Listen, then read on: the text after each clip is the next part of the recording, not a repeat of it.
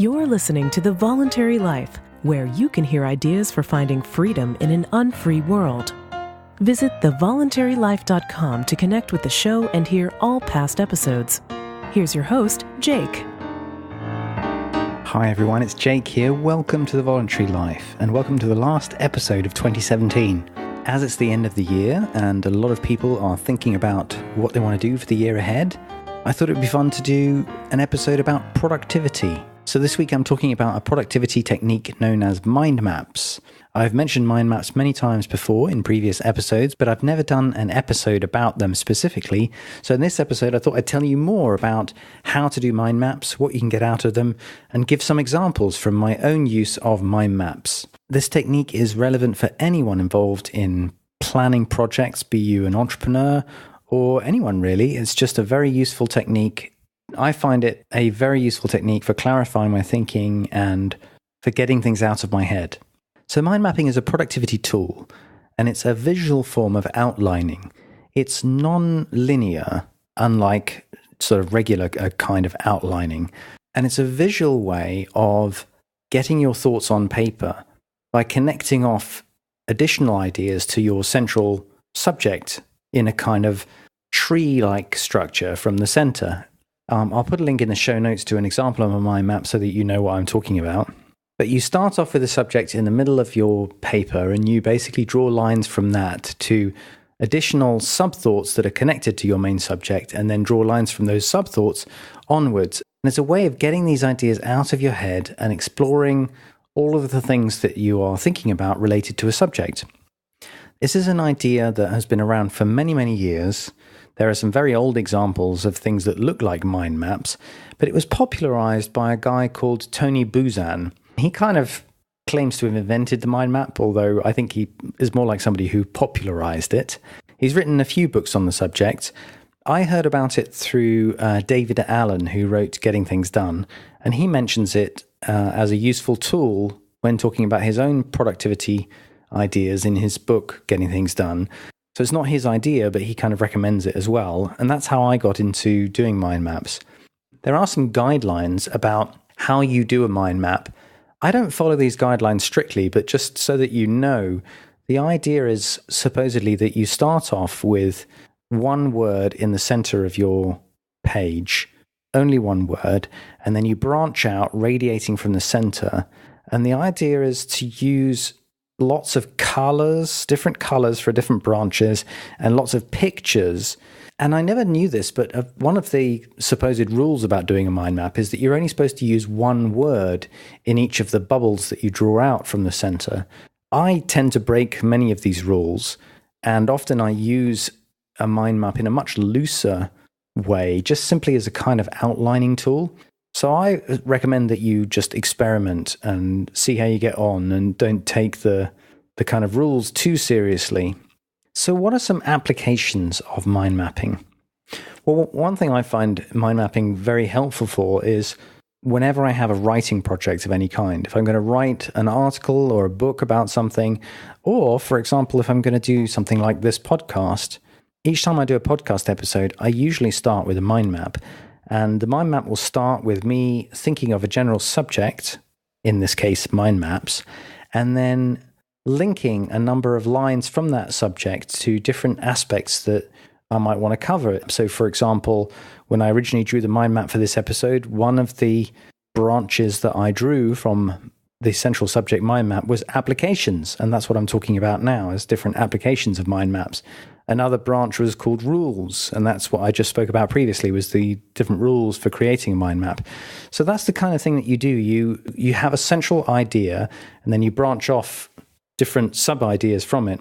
And when you're doing an article, or when I'm doing a podcast, or any kind of creative writing type of project, I find it a very helpful way of getting all of my ideas out of my head.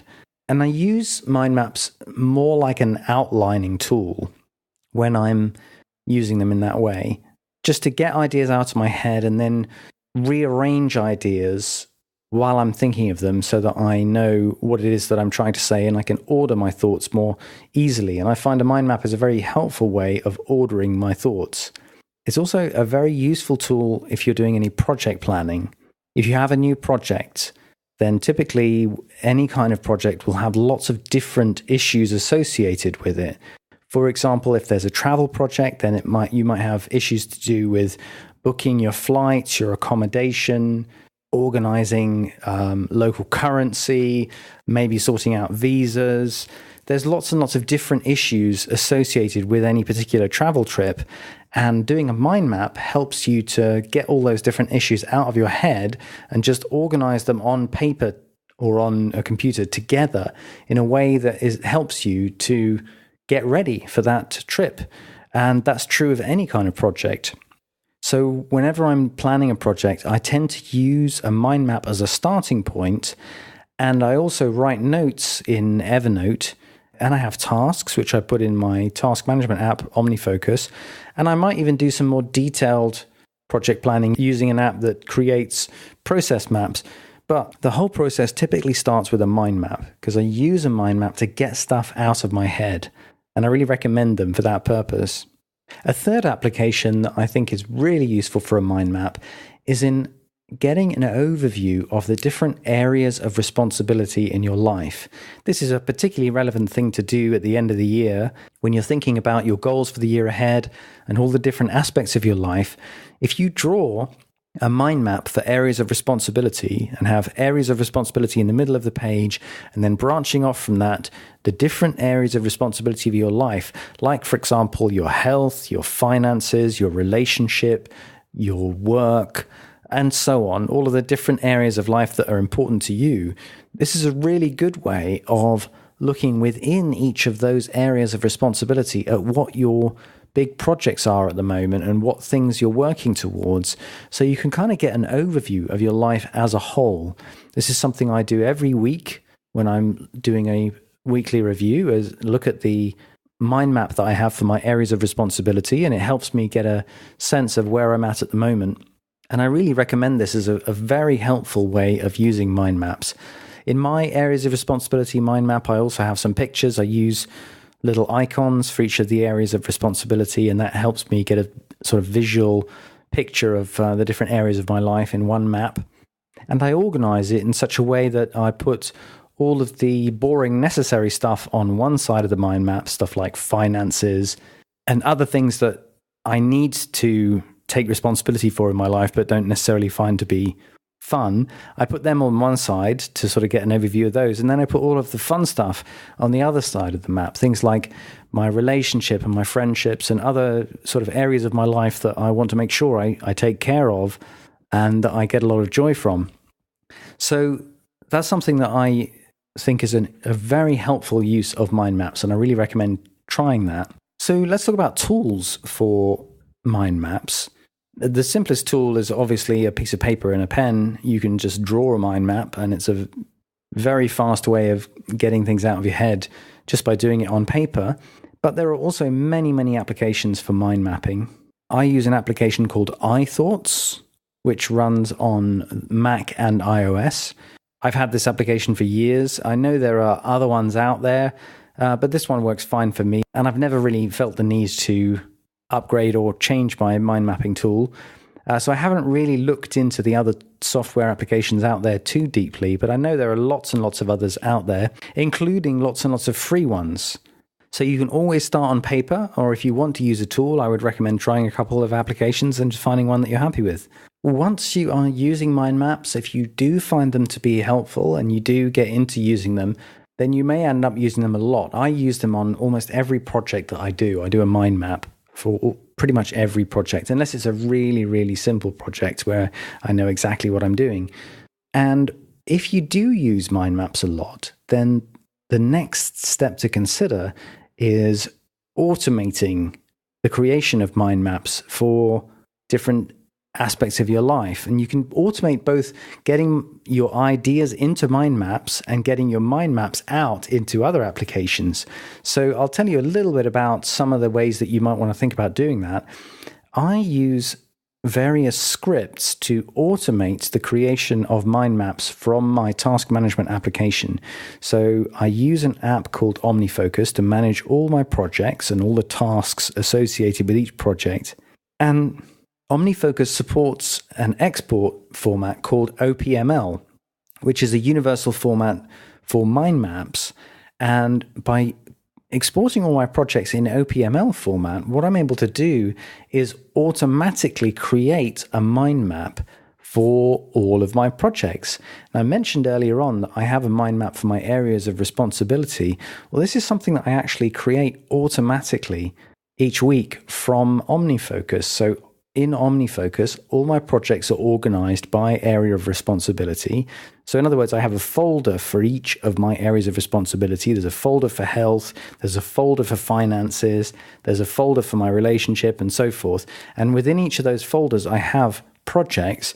And what happens when I export this all as a mind map is these folders all become branches off a central mind map for my areas of responsibility. And it's really cool because it means that I can visualize everything that I'm doing in a single mind map, and I can update that each week automatically. And it's a very, very helpful piece of automation. I'll put links in the show notes to the scripts that I use for that. So that's one way that you can use automation with mind maps. Another way is you can also use mind maps as the start of your workflow if you're writing, and you can export a mind map into a writing application, again using OPML. So for example, I know that a lot of people will start a writing project in a mind map and think of all the things they want to write about and then organize that. And then they'll export that as OPML and import into a writing application like, for example, Scrivener. And that will give them a document that's organized like an outline based on their mind map. I personally don't find this to be as helpful because I somehow find it easier to actually write the document and look at the mind map rather than get it automatically imported for me. But I know some people do find this a helpful automation tool, and there are many scripts out there that you can find to connect your mind maps to writing applications. So that's another way that you can use automation with your mind maps. I find this tool really helpful, and over the years I feel like I've got more out of doing mind maps.